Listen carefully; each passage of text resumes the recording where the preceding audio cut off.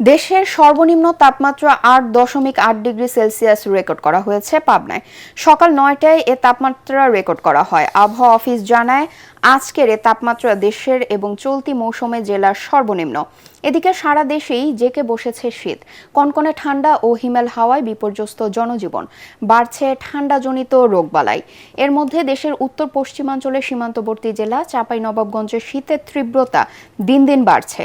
গভীর রাত থেকে বেলা বাড়া পর্যন্ত কুয়াশা চাদরে ঢাকা থাকে চারপাশ। মাঝে মাঝে রোদের দেখা মিললেও কনকনে হিমেল হাওয়ায় কমছে না শীতের তীব্রতা।